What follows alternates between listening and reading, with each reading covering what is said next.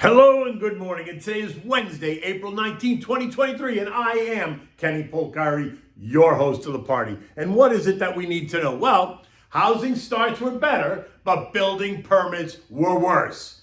We're now running at a 71% beat rate, so that's kind of in line with historical averages. The market, though, feels a little bit toppy and tired. The Fed talk hints of rate hikes beyond May? Well, we're going to find that out. UK inflation this morning is back above 10%. Think inflation reversal. Treasuries are up. Treasury yields are up. Dollars up. Gold and oil are lower. And what do we have for dinner tonight? Well, we're going to have the Florentine steak. That is delicious. Okay, so yesterday's note. I said at the end that the eco data today includes housing starts, expected to be down 3.5%, and building permits also expected to be down 6.5%. But we're entering the spring building and buying season, so we could get a surprise. And guess what? Oh, we did. We got a surprise. Housing starts actually came in only down 0.8%, significantly better than the estimate. But building permits came in down 8.8%, significantly worse than expected. So what does that tell you? Well, what it tells me is that home builders are busy starting new projects that they've already have building permits for, but they're not going to be applying for new projects right now, new permits, because of the economic uncertainty going forward. Okay, great. Now, it's interesting. It's not necessarily mind-blowing, right? This should not be a surprise at all, considering the kind of conversations we're having about the recession, the depth of it, the length of it, when it's going to start, when it's going to stop. And the earnings that we got yesterday, we got 7 reports prior to the opening, right? 6 of them beat the estimates. Goldman, Bank of America, Bank of New York, Lockheed Martin, PLD, and Johnson & Johnson. One of them missed, right? First Horizon, right? That's an 86% beat rate. FHN and Goldman Sachs and Johnson & Johnson all ended the day lower. And why? Well, FHN missed the number. They saw a bigger loss in deposits. The stock had also rallied back 28% over the past month after losing 46% during the crisis. So there's nothing more to see here. Just traders acting like traders, right? Now, for Goldman, Davey Solomon, CEO of Goldman, panicked and sold some of the Marcus loans at a $470 million discount and has more for sale, right? And all expected to be at a loss, and investors were not happy about that. Now, I'll just say that Lloyd would never have panicked like that, and that sent the stock down about 1.7%. And Johnson & Johnson, well, 2 things happened there. One was that a key cancer drug is taking longer than expected to report the results, so that was taken as a negative. And the second thing was that Johnson could face more baby powder lawsuits that have been on kind of a 19-month hiatus. And that also was taken as a negative, and that helped send the stock down 2.8% after being higher by 1.5% right when the earnings came out. The others all ended the day higher. But remember, Johnson & Johnson and Goldman are both Dow members, and so their weakness did hurt the overall Dow performance. After the bell, we had 7 more come out. Netflix, United Airlines, Interactive Brokers, OMC, MCB, ISRG, and Western Alliance. And of the 7, 3 missed while 4 beat. That's a 57% beat rate. So for the day, 10 of 14 beat, which brings us to a 71% beat rate, which falls right along the historical lines. But look, it's still early in the reporting season, so it's really hard to make much of this yet.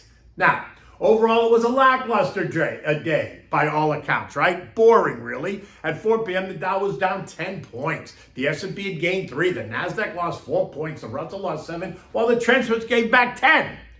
Not one of the indexes even moved more than 0.1%. Economic data today is nothing that's going to be a directional driver at all. At 7 a.m., we got mortgage apps, and they're down 8.8%. Interesting. And at 2 p.m., we're going to get today's the beige book at 2 p.m. today, the Fed's beige book.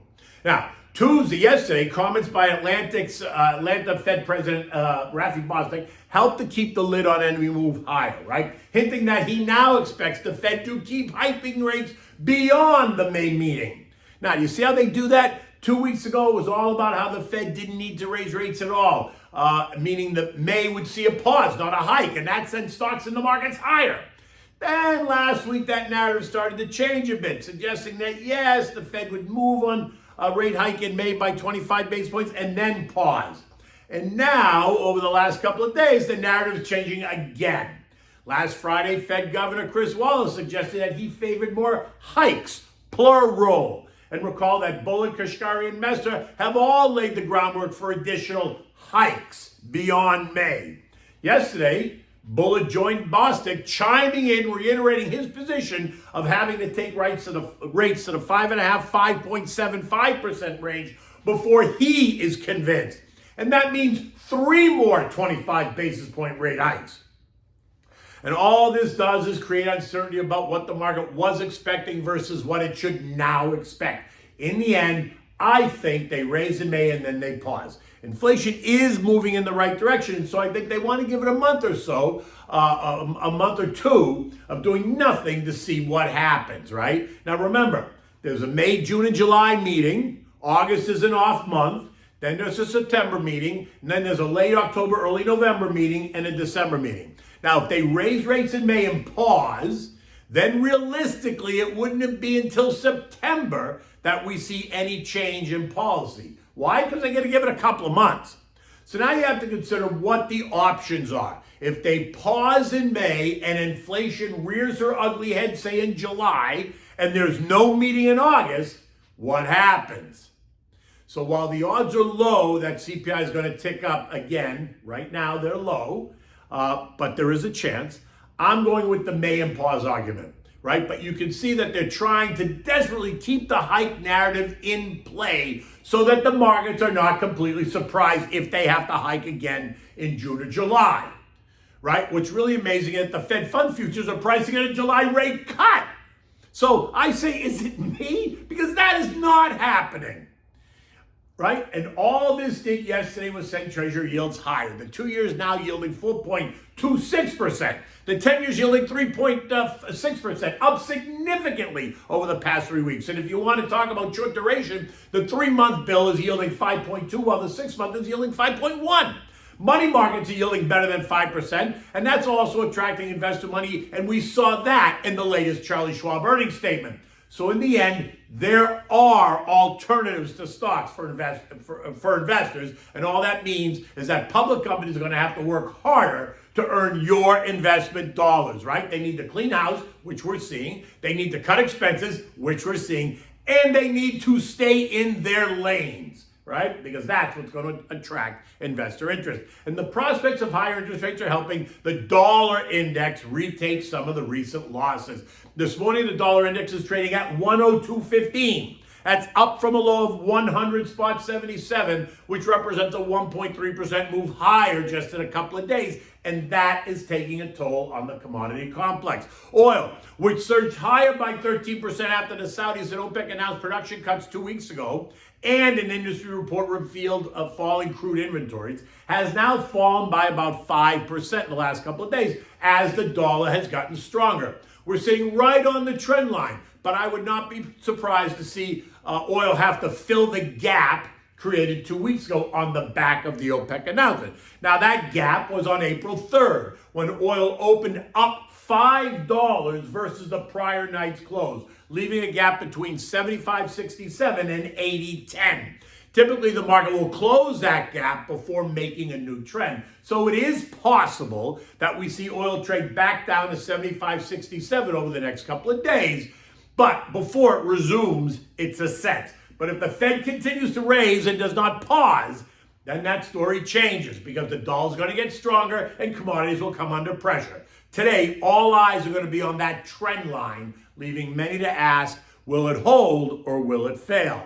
Gold is having the same issue. This morning it's trading down $32, breaking the $2,000 level support line that I had identified, is now trading at $19.87 an ounce. Gold bugs are trying to decide what the Fed is going to do. Higher rates and a stronger dollar are not going to help gold, but pausing rates and cutting rates will. Remember, gold rallied 13% off the March lows on the idea that the Fed was going to pause and then cut rates. So if that narrative is changing, then you have to expect gold traders to take some money off the table and bring the register, right? There's that creating alpha conversation again that we talked about the other day. In any event, the official trend line is $1,940 an ounce. And if the Fed heads continue to push for hikes beyond May, then yes, gold will trade lower. The meeting is only 13 days away, so there's going to be lots to discuss. Earnings today include Synchrony Financial. They reported and they missed. U.S. Bank, CFG, Abbott, Baker Hughes, NASDAQ, Ally Financial, and Morgan Stanley, all before the opening. After the bell, look for Steel Dynamics, IBM, Zions Bank, LXS, and Tesla.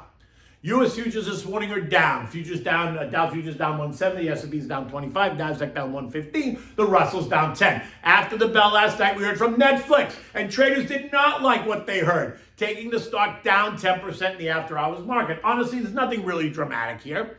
They beat their earnings per share. Revenues are up 3.7%. Streaming paid membership up 5%. Operating margin was 21% versus the 20% estimate, but below last year's 25%.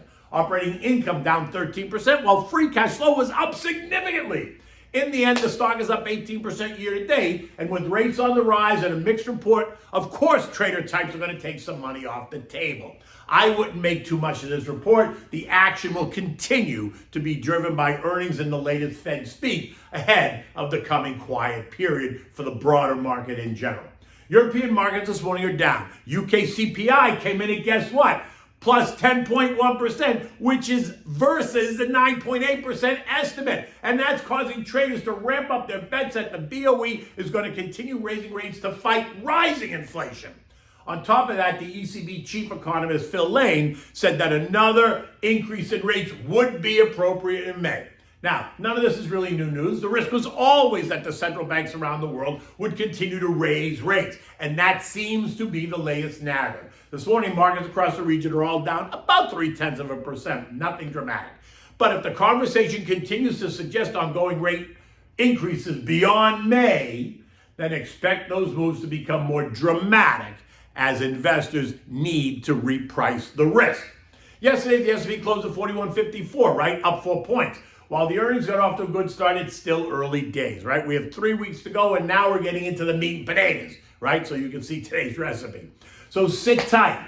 We've got healthcare to get through, tech, staples, more industrials, utilities, energy, discretionary. All these reports just lie ahead, and we haven't even finished the regional banks yet.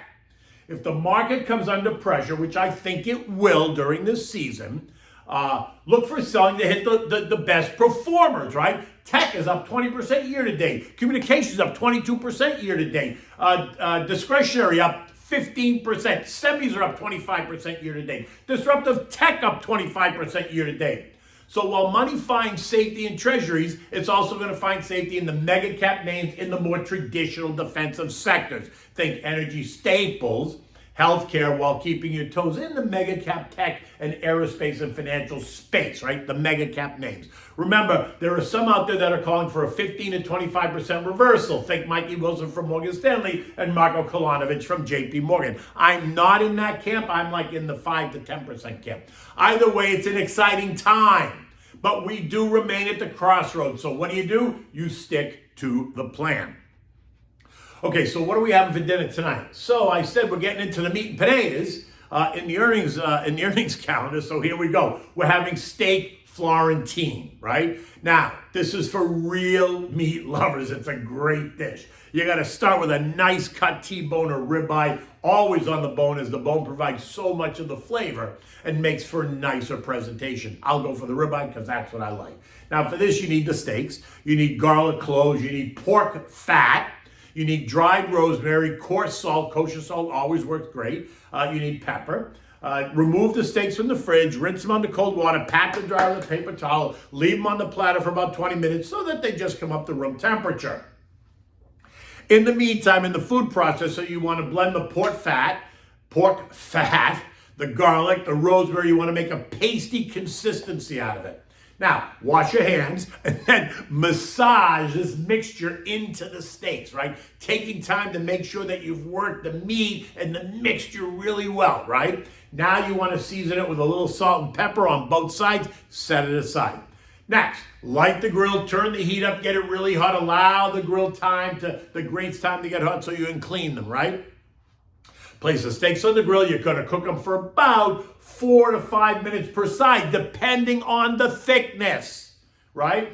This is going to result, if you do 4 minutes on each side, it should result in a medium rare steak. Should be perfect. So if you add a couple more minutes on each side, you're going to get a better, well-done steak. Now, when you're done, remove the steaks from the grill, cover them, let them rest for about 4 minutes, allowing them time to continue cooking and allowing time for the juice to flow. Once you're ready, serve them immediately on warm plates. Now, serve this with mashed potatoes and peas. It always works well with this dish, along with a mixed green salad with, whatever kind of dressing you like. This one, you can use a red wine vinaigrette dressing if you want. This meal works well with a robust red wine. My favorite in this case is a Brunello di Montalcino. It's like velvet. It is so delicious. In any event, look, it's kind of a nice day outside. It's a little bit cloudy. It's not sunny, but it's also not rainy. So I'm not really sure what the day's going to be like. But in any event, until tomorrow, take good care.